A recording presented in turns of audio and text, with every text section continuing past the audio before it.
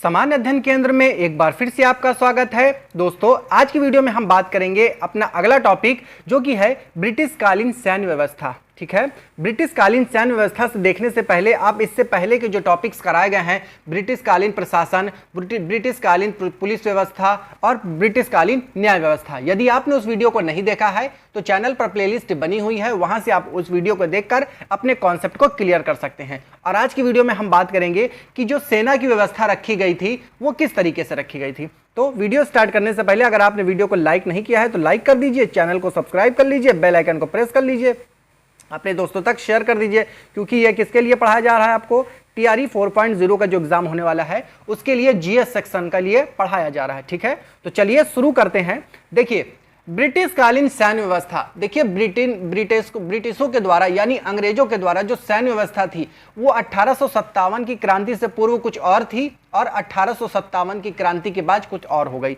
ठीक है, तो इसको हम दो तरीके के भागों में बांट सकते हैं। एक 1857 से पूर्व क्या स्थिति रही और 1857 के बाद क्या स्थिति रही। देख सकते हैं आप, ये इसमें जो भी है ब्रिटिश सैनिक तो हैं, लेकिन ब्रिटेन की सेना में कौन कौन से हैं, भारतीय भी शामिल हैं और अंग्रेज लोग भी शामिल हैं। ठीक, 1857 के पूर्व जो कौन थे, सैन्य व्यवस्था। यहां पे आपको एक टॉपिक याद रखना है कि ब्रिटिश भारतीय सेना का जो जनक है वो मेजर स्ट्रेजर लॉरेंस को कहा जाता है। कौन है? ब्रिटिश भारतीय सेना का जनक मेजर स्ट्रेजर लॉरेंस है। भारतीय सैनिक, देखिए भारतीय सैनिक की स्थिति क्या है, कम वेतन। यहां पर देखिए काम दोनों से बराबर करवाया जा रहा है, बल्कि भारतीयों से काम ज्यादा करवाया जा रहा है, लेकिन ब्रिटिशर्स की अपेक्षा यहां पर भारतीयों को क्या किया जा रहा है, कम वेतन दिया जा रहा है। देखिए, अब जब सर्वोच्च पद की बात आएगी तो वो सूबेदार को दिया जाएगा। ठीक, ब्रिटिश नस्लीयता के आधार पर ये सर्वोच्च जो पद है वो सूबेदार को दिया जाएगा, सर्वोच्च पद सूबेदार का होगा और भारतीयों को क्या होगा, कम वेतन दिया जाएगा। इतना आप समझ गए। अब इसमें बस आपको एक ही चीज समझना है, ब्रिटिश भारतीय सेना के जनक मेजर स्ट्रेजर लॉरेंस को कहा जाता है। बस इतना आपको पढ़ना है और आगे बढ़ जाना है। ये तो थी कुछ 1857 की क्रांति से पूर्व, लेकिन जो मुख्यतः जो सेना में परिवर्तन आया, सेना में जो वृद्धि दिखी, किस तरीके से अनुपात और समानुपात बराबर किया गया, वो 1857 की क्रांति के बाद हमको देखने को मिलता है। देखिए, भारतीय सैनिकों की संख्या में कमी और संतुलन किया गया। इससे पहले क्या था, भारतीय सैनिक अधिक थे। जब भारतीय सैनिक अधिक थे, यूरोपीय सैनिक कम थे, तभी तो 1857 की जो क्रांति थी वो 10 मई 1857 में उभरने लगी मेरठ से। समझ में आ रहा है आपको?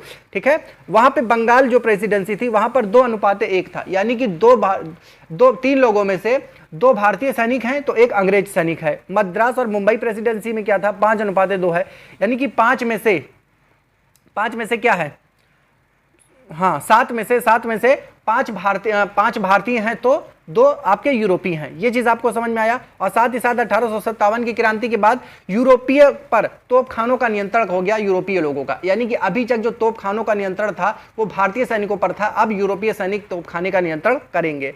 भारतीय सेना में जाति, नस्ल और क्षेत्रवाद का आरंभ। भारतीय सेना में जाति, नस्ल एवं क्षेत्रवाद का आरंभ, ये चीज हर जगह आपको देखने को मिलती थी, पहले भी और 1857 के बाद भी। सैन्य प्रशिक्षण किस तरीके से दिया जाता था, द इंपीरियल कैडेट कोर के माध्यम से सैन्य प्रशिक्षण दिया जाता था, जिसकी स्थापना 1901 में कर्जन के द्वारा की गई।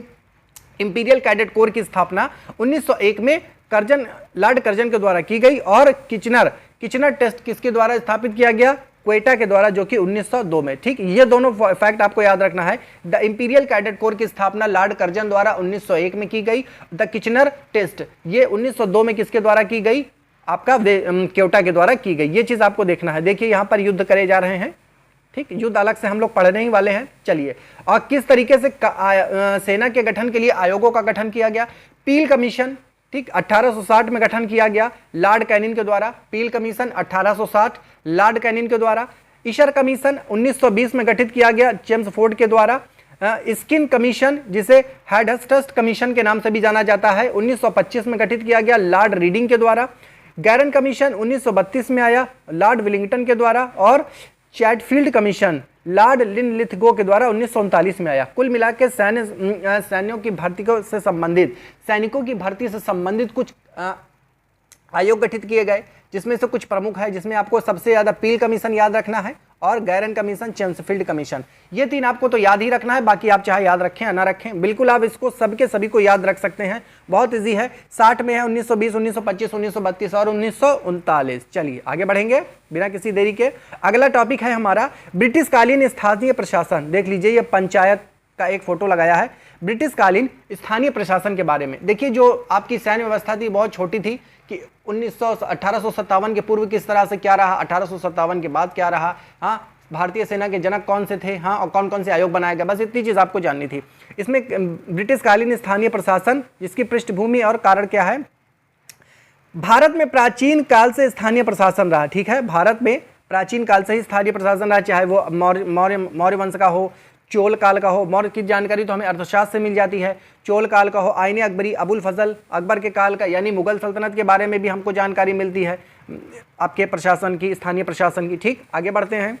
आगे है अंग्रेजों द्वारा आधुनिकीकरण का उद्देश्य। अंग्रेजों द्वारा आधुनिकीकरण का उद्देश्य विभिन्न स्थानीय मुद्दों यथा शिक्षा, स्वास्थ्य, सफाई, जलापूर्ति, सड़क आदि का संचालन और वित्त की व्यवस्था। इनका जो उद्देश्य था, अंग्रेजों द्वारा आधुनिकीकरण का उद्देश्य क्या था, विभिन्न स्थानीय मुद्दों की क्या करेंगे, शिक्षा देंगे, स्थानीय स्वास्थ्य होना चाहिए, सफाई होनी चाहिए, जलापूर्ति, सड़क आदि का संचालन एवं क्या होना चाहिए, वित्त की व्यवस्था होनी चाहिए। ठीक है, ये बात थी कुछ। देखिए ये कुछ बहुत इंपॉर्टेंट टॉपिक नहीं है, लेकिन अब सीरीज में लगे हैं तो हम लोग को इसको पढ़ लेना चाहिए एक बार। विकास का क्रम क्या था 1857 के पूर्व। 1687 में मद्रास नगर निगम, ठीक, 1687 में मद्रास नगर निगम की स्थापना हुई। 1726 में कोलकाता और मुंबई नगर निगम की स्थापना हुई। 1793 में चार्टर एक्ट 1793 के द्वारा स्थानीय निकायों को वैधानिक मान्यता प्राप्त हुई। 1842 में नगर पालिकाओं का अप्रत्यक्ष कर लगाने का अधिकार हो गया। ठीक, इन सब के माध्यम से क्या हुआ, शक्ति का विकेंद्रीकरण नहीं हो पाया, शक्ति का विकेंद्रीकरण नहीं हो पाया। अधिकांश सदस्य सरकार द्वारा मनोनीत किए जाते थे और जिला दंडाधिकारी के अधीन रहते थे। ठीक है, ये चीज आपको ध्यान है। इन सभी के जितने भी आयोग बनाए गए हैं, चाहे वो 87 वाला हो, 26 वाला हो, 93 या 42 वाला है, सभी के अनुसार इतनी चीजें की गई, शक्ति का विकेंद्रीकरण नहीं हो पाया, स्थानीय सदस्य सरकार द्वारा मनोनीत किए जाते थे और जिला दंडाधिकारी के अधीन रहते थे। चलिए आगे बढ़ेंगे। 1870 में लॉर्ड मेयो का प्रस्ताव क्या कहता है, 1870 का प्रस्ताव। 1861 के भारत परिषद अधिनियम द्वारा वैधानिक विकेंद्रीकरण की नीति। ठीक, 1861 के भारत परिषद अधिनियम के द्वारा वैधानिक विकेंद्रीकरण की नीति आई। इसका रिजल्ट क्या निकला, 1870 में मेयो का वित्तीय विकेंद्रीकरण प्रस्ताव। ठीक, इसके तीन फैक्ट आपको सामने देखने को मिलेंगे। स्थानीय कर और केंद्रीय दोष के धन, ठीक, स्थानीय कर और केंद्रीय कोष के धन, सड़क, शिक्षा आदि प्रांतीय सरकारों को, एवं 1871 में बंगाल जिला बोर्ड उपकर एक्ट 1871 पास किया गया। ठीक, मेयो के अनुसार मेयो के वित्तीय विकेंद्रीकरण के प्रस्ताव के अंतर्गत ये 3 काम किए गए। स्थानीय कर और केंद्रीय कोष से धन प्राप्त होगा, सड़क, शिक्षा आदि प्रांतीय सरकारों के लिए होगी, सरकार के होगी, प्रांतीय सरकार को होगी, यानी कि जो सड़क है और शिक्षा है ये प्रांतीय सरकार के अनुसार यानी राज्य सरकार के अनुसार चलाई जाएगी। 1871 में बंगाल जिला बोर्ड उपकर एक्ट एक पारित किया गया, जो कि 1871 में था। ठीक, ये है लॉर्ड मेयो। आगे बढ़ेंगे। Lord Ripon 1882, Lord Ripon. ठीक, 1882 में रिपन का प्रस्ताव आया। रिपन का प्रस्ताव क्या कहता है, लॉर्ड रिपन को स्थानीय स्वशासन का जनक कहा जाता है। ये क्वेश्चन आपने राजा ने कितनी बार पढ़ा होगा। लॉर्ड रिपन को स्थानीय स्वशासन का जनक कहा जाता है। स्थानीय स्थानीय स्वायत्त संस्थाओं का विकास किया गया। यह राजनीतिक शिक्षा का साधन है। मेयो के वित्तीय के विकेंद्रीकरण नीति को लागू करना, गैर सरकारी सदस्यों का बहुमत यानी कि चुनाव। ठीक, गैर सरकारी सदस्यों का बहुमत होगा और न्यूनतम सरकारी हस्तक्षेप। हालांकि नवीन कर रोपण आदि हेतु सरकार की अनुमति आवश्यक होगी। नवीन कर रोपण आदि हेतु सरकार की अनुमति आवश्यक होगी। बस आपको इतना याद रखना है। इसमें एक चीज कि 1882 में रिपन का प्रस्ताव आया, लॉर्ड रिपन को स्थानीय स्वशासन का जनक कहा जाता है। इतनी चीज आपको याद रखना है। अब ये क्वेश्चन कई बार पूछा गया है कि लॉर्ड रिपन को स्थानीय स्वशासन का जनक कहा जाता है। किसे कहा जाता है, लॉर्ड रिपन को। आगे बढ़ेंगे। भारत सरकार अधिनियम 1919 आया। ठीक, 1919 में भारत सरकार अधिनियम आएगा, पता है आपको। इसमें क्या कहा गया, स्थानीय स्वशासन को हस्तांतरित विषय बनाया, जो कि प्रांतीय सरकार के द्वारा। ठीक, स्थानीय स्वशासन को हस्तांतरित विषय बनाया प्रांतीय सरकार के अंतर्गत। प्रांतों को स्वतंत्र, हालांकि वित्त अब भी आरक्षित विषय है। प्रांत को स्वतंत्र बना दिया, लेकिन अभी जो वित्त है यानी कि जो फाइनेंस है वो भी अभी भी आरक्षित विषय है। नोट में क्या बोला गया है, 1930 में साइमन कमीशन ने इस व्यवस्था को व्यर्थ बताया तथा पुनः सरकारी नियंत्रण बढ़ाने की सिफारिश की। 1930 में साइमन कमीशन की इस व्यवस्था को क्या कर दिया गया, 1919 का जो साइमन कमीशन आया था उसको 1930 में व्यर्थ बता दिया और इसको सरकारी नियंत्रण की सिफारिश में रखने की बात कही गई। भारत सरकार अधिनियम 1935 में क्या बात कही गई, कार्यभार में वृद्धि परंतु कर व्यवस्था यथावत, वित्त का नियंत्रण, निर्वाचन प्रांतीय सरकारों को, स्थानीय निकाय कर में वृद्धि करने से पूर्व प्रांतीय सरकार की अनुमति ले। ठीक है, ये चीज आप हो गया 1935 के अनुसार। देखिए ये सब भी कुछ ज्यादा इंपॉर्टेंट नहीं है।